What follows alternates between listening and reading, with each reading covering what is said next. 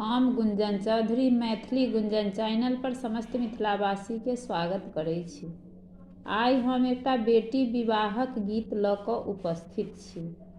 हम आशा करै छी जे अहाँ सबके गीत जरूर पसंद आयत।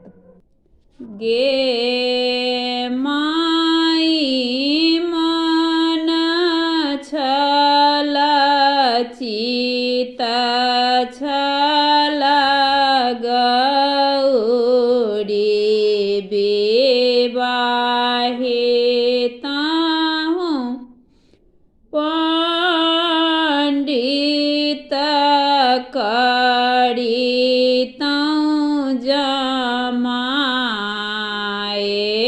गे माई मन छल चित छल गौरी विवाहे ताहू पंडित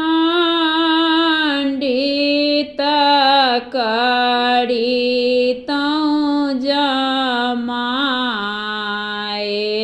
गे माई धिया के कराम में जोगी बर लिखल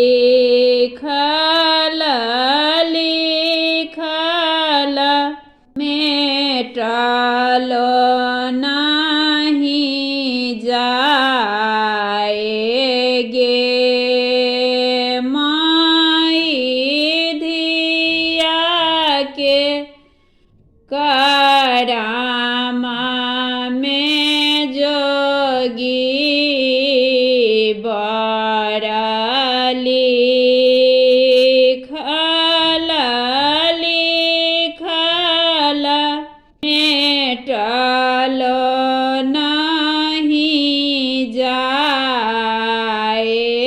गे माई कथी लाए कौड़ी बन खंड से बल कथी लाए से बल बन सारा।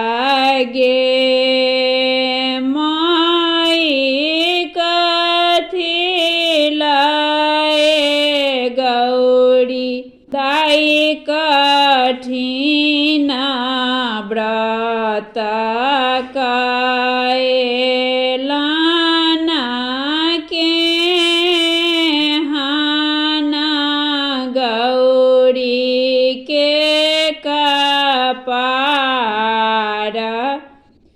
गे माई कथी लाए गौरी दाई कठिन व्रत कैलन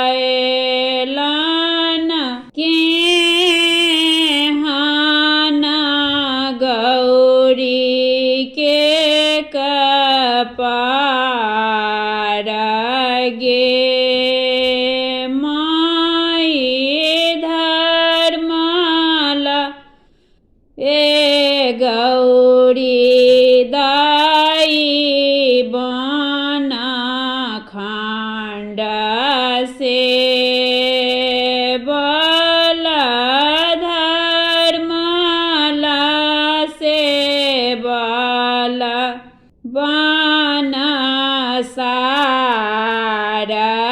गे माई जोगी लाए गौरी दाई कठिन व्रत कैलन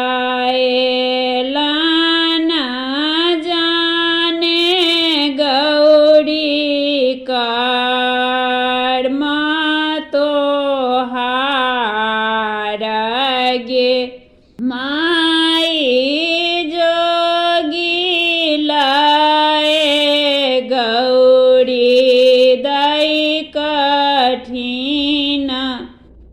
व्रत कैला न जाने गौरी कर्म तोहार गे माई मन छल चित छल करी तौ पढ़ल माई मन छल चित छल गौरी विवाहित